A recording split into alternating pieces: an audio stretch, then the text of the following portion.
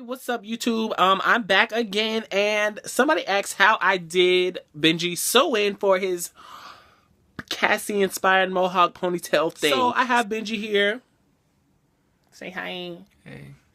So yeah, slowly. He's a little tired. I woke him up or whatever, but so be it. So we have his hair. It is. I don't know if it's clean. Is your hair clean? No, who cares? But it's clean. So you want to start off by sectioning your perimeter, your leave out. So I'm going to do that. So I went ahead and sectioned off his perimeter for his leave out. And the way I check to make sure I leave enough hair out, I place the comb like at the scalp. Oh, wait, I can't do that.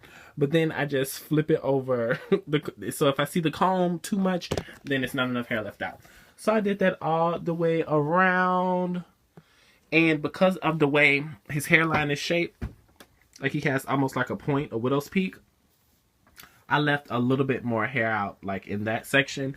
And in the back, I just, because it's cut into like a V, I just left a little bit. I just went straight across. It's easy to braid, easy to sew down.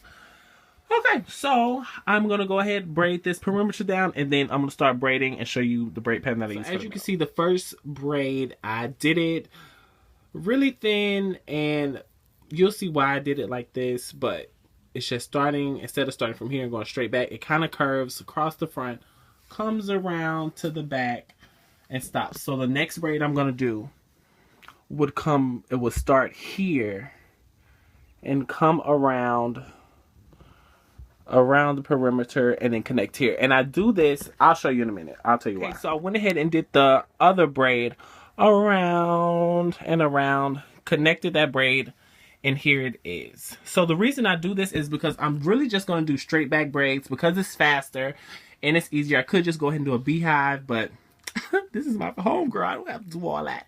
So I know there's going to be a lot of tension around the perimeter. So you know, if I just did straight back braids, the tracks right here will start to slide, and then you would get a gap between the leave out and the track. So with this braid kind of curving, it gives it a little bit more sturdiness. So when he's pulling this up in that high ponytail that you guys love so much, these tracks aren't moving anywhere. And the same for the back. If I just did straight backs, you know, but now I have a good firm base. So I'm gonna just go ahead and do the straight back braids, and then I'm gonna show you guys how I laid the tracks. Hey guys, so I went ahead and did the straight back braids, but I ended up doing them like I did the rest, like bringing it over and then connecting it, bringing it over and connecting it.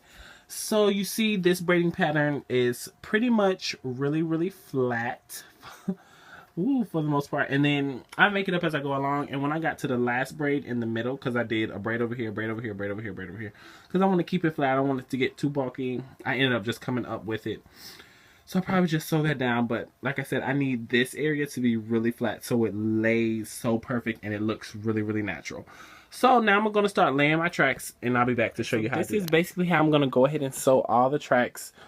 I'm going to do a slight curve when I sew it, so it's not just going to be straight across. I'm going to go under the braid and just do a slight curve so that when the hair is folded over it, it's just more of a seamless installation. I could go on and try to make it sound more professional, but that's just how I do it. So I'm gonna do a few more, and then I'll show you why it looks and why. And sewed in the first pack of hair, and this is it. And I ended up doing the fold over method, but I just went and curved up like I said I was gonna do. Oh, great!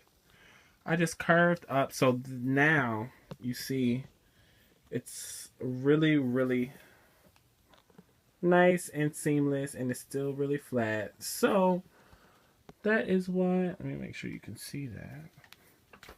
See, like I said, it's really, I'm trying to get the best angle on this crap. Okay, so there we go. It's really flat, and you can't even tell that there is weave added.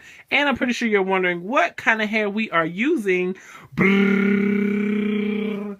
are using some Yaki Natural 18-inch in the color 1B, 2 packs, premium 2 hair.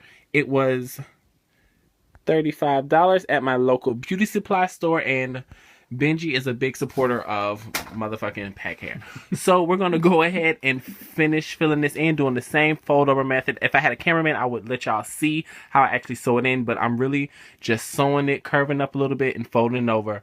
Boom, boom, boom, boom, boom. When I get to like here, I'm probably going to cut the tracks. Guys, I am all done. So you can see how I've sewn the track all the way up as far as it can go. And you see how flat that hair lays. Okay, pull it up, sis. Let me see. Miss Realness.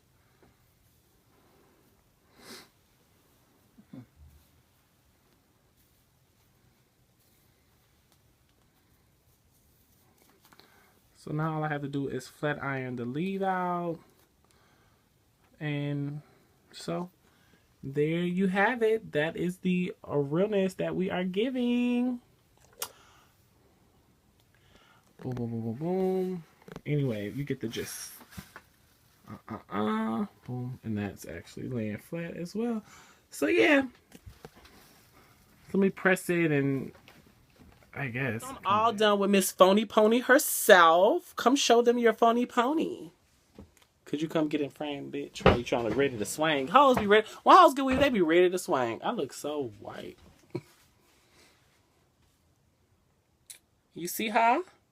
You see her? Ew. So yeah, it was really, really. So y'all basically see how I did it. Really, yep.